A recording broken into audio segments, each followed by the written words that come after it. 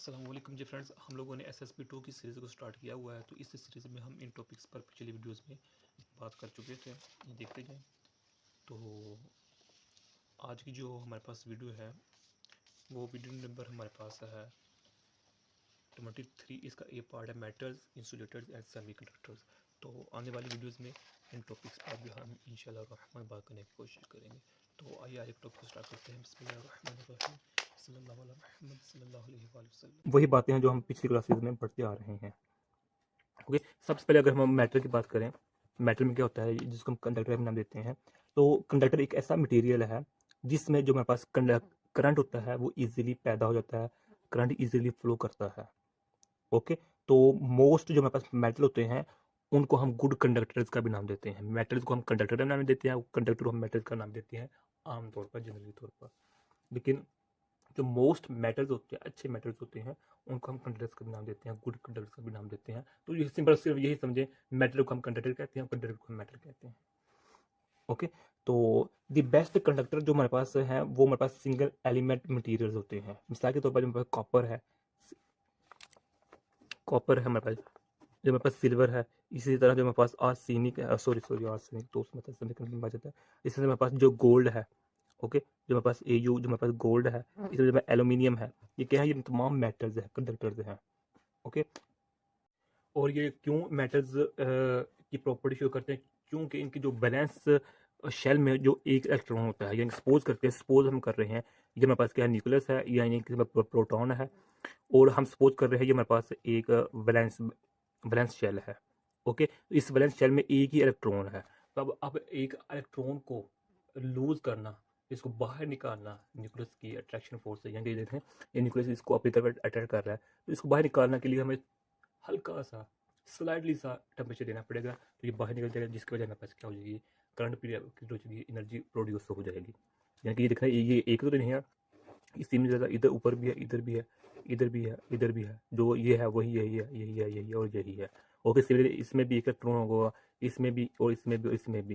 जब हम हल्का सा टेम्परेचर देंगे, हीट देंगे, तो ये तमाम जो इलेक्ट्रॉन है बाहर निकल जाएंगे, कंडक्शन बैंड में चले जाएंगे, वैलेंस बैंड से कंडक्शन बैंड में चले जाएंगे। ये मतलब जो हमारे पास ये वैलेंस बैंड है ना, तो ऊपर वाला कंडक्शन बैंड होगा, इसका भी कंडक्शन बैंड, इसका भी कंडक्शन बैंड।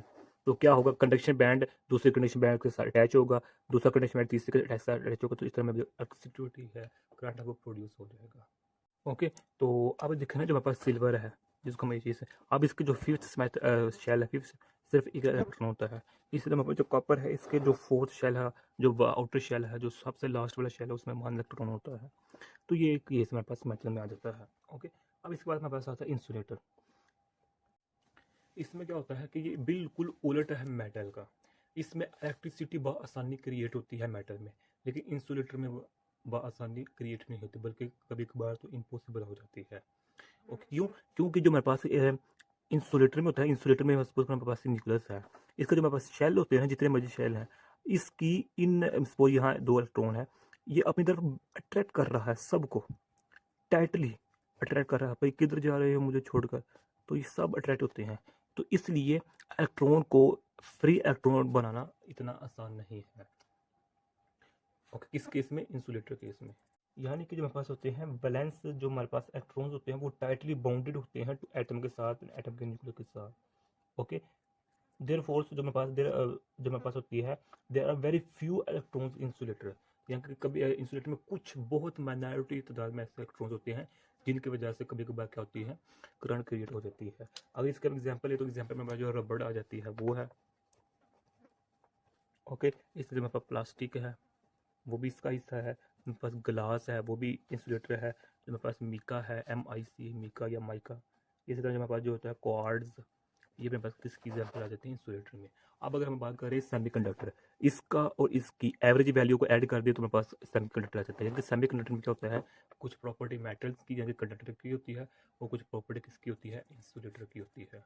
यानी कि जो मेरे पास इंसुलेटर होता है, ये semiconductor, it is a material that is between the conductors and the insulators in its ability to conduct electric current. Okay, कि ये मेरे पास एवरेज है, बिटवीन है, इन दोनों के दरमियान। कुछ प्रॉपर्टी मेटल्स की होंगी, कुछ प्रॉपर्टी इंसुलेटर्स की होंगी। अब अगर हम बात करें सेमी कंडक्टर, इसकी 2 टाइप्स है सेमी कंडक्टर्स की। एक हम कहते हैं इंट्रिंसिक सेमीकंडक्टर है, और दूसरे को हम कहते हैं एक्सट्रिंसिक। ओके, तो इंट्रिंसिक में जो हमारे पास होता है ये कंडक्टर के तौर पर बिहेव तो करता है लेकिन इतना अच्छा नहीं करता। अगर इसमें इंट्रिंसिक सेमीकंडक्टर में हम कुछ इम्प्योरिटी ऐड कर दें ट्राईवैलेंट की सूरत में या पेंटावैलेंट की सूरत में, तो वहाँ पर एक्सट्रिंसिक प्रॉपर्टी बन जाती है, एक्सट्रिंसिक सेमीकंडक्टर बन जाता है, और ये हमारे पास एक बिहेव करता है एज अ गुड कंडक्टर के तौर पर। ओके, खैर ये डिटेल है, तो इस डिटेल को हम जब मेरे पास नेक्स्ट वीडियोज़ होंगी उसमें देखेंगे, यानी देखें मेरे पास इसी वीडियो में जो डीप पार्ट है इसमें हम इसको डिटेल में देखेंगे। ओके, तो बस मकसद क्या है कि सेमीकंडक्टर में कुछ प्रॉपर्टी किसकी होती हैं, कंडक्टर की, और कुछ प्रॉपर्टीज इंसुलेटर्स की होती है। तो ये हम सिर्फ ये डिस्कस करते हैं इंट्रिंसिक, इसमें आ जाती हैं कुछ इंसुलेटर की, कुछ कंडक्टर की। ओके, अगर इसको हम मॉडिफाई करके एक्सट्रिंसिक प्रॉपर्टी टाइप बनाएं तो वो अलग डिटेल आ जाती है, इसमें रेजिस्टेंस बहुत कम हो जाती है। ओके, तो अगर हमें सेमीकंडक्टर की एग्जांपल की मिसाल लें तो इसकी काफ़ी ज़्यादा एग्जांपल है सेमीकंडक्टर की मिसाल के तौर पर। एंटीमनी है, एसबी, ये भी सेमीकंडक्टर है। आर्सेनिक, ये भी हमारे पास क्या है, सेमीकंडक्टर है। इसमें एस्टाटाइन जो हमारे पास है, ये भी हमारे पास सेमीकंडक्टर है। जो हमारे पास बोरोन है, प्लूटोनियम है, जो हमारे पास, ये हमारे पास तमाम क्या है, जर्मेनियम है। इसी तरह हमारे पास ये तमाम है इस सेमीकंडक्टर्स है हमारे पास। और हम जो हमारे पास, अच्छा सिलिकॉन भी इसमें आ जाता है, सिलिकॉन और जर्मेनियम।